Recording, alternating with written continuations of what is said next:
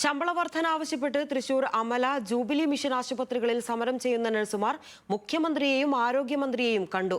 കരട് വിജ്ഞാപനത്തിൽ തീരുമാനമുണ്ടാകുമെന്ന് സർക്കാർ ഉറപ്പു നൽകിയിട്ടുണ്ട്. സനിസയാണ് വിവരങ്ങളുമായുള്ളത്. സനിസ, ഇതിപ്പോൾ നാളെ തൊഴിൽ മന്ത്രി ഇവരുടെ യോഗം വിളിച്ചിട്ടുണ്ട്. ആ സമയത്താണ് ഇവർ മുഖ്യമന്ത്രിയെയും ആരോഗ്യമന്ത്രിയെയും കണ്ടിരിക്കുന്നത്. തീരുമാനമുണ്ടാകുമെന്ന് സർക്കാർ ഉറപ്പും നൽകിയിട്ടുണ്ട്. കഴിഞ്ഞ സർക്കാരിന്റെ സമയത്ത് തന്നെ UNA അവരുടെ ഭാഗത്തു നിന്നും സമരം ശക്തിപ്പെടുത്തിയിരുന്നു. അതിന്റെ ഭാഗമായിട്ടാണ് കരട് വിജ്ഞാപനം ഇറങ്ങിയത്. ഇതിൽ അവരുടെ ശമ്പളം 25,000 മുതൽ 30,000 വരെ അടിസ്ഥാന ശമ്പളം ഉയർത്തിയ സാഹചര്യമായിരുന്നു.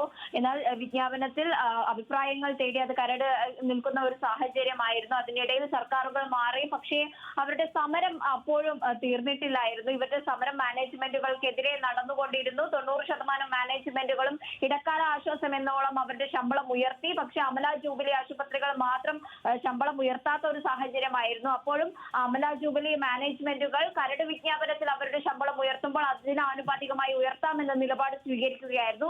ഈ ഒരു സാഹചര്യത്തിലും കരട് വിജ്ഞാപനം ഇറങ്ങിയാൽ പോലും അവരുടെ ശമ്പളം അടിസ്ഥാന ശമ്പളം 25,000 മുതൽ 30,000 അല്ലാതെ 40,000 തന്നെ വേണമെന്ന ഒരു തീരുമാനത്തിൽ ഉറച്ചു തന്നെയായിരുന്നു UNA അടക്കുന്ന സ്വകാര്യ ആശുപത്രിയിലെ നഴ്സുമാരുടെ സംഘടന. അതിൽ ഉറച്ചു നിൽക്കുകയായിരുന്നു. പലതവണ അവർ ആരോഗ്യമന്ത്രിയുമായി ചർച്ച നടത്തി അത് പരാജയപ്പെടുകയായിരുന്നു. തുടർന്ന് തൊഴിൽ മന്ത്രി ഇതിനു മുൻപും ചർച്ചയ്ക്ക് വിളിച്ചിട്ടുണ്ട്. എന്നാൽ ആ ചർച്ച നടന്നില്ല. നാളെ തൊഴിൽ മന്ത്രിയുമായി ശരി, എന്തായാലും നാളത്തെ യോഗത്തിൽ കൂടുതൽ തീരുമാനമുണ്ടാകുമെന്നാണ് നഴ്സുമാരുടെ പ്രതീക്ഷ. വിവരങ്ങളാണ് സനിസ നൽകിയത്.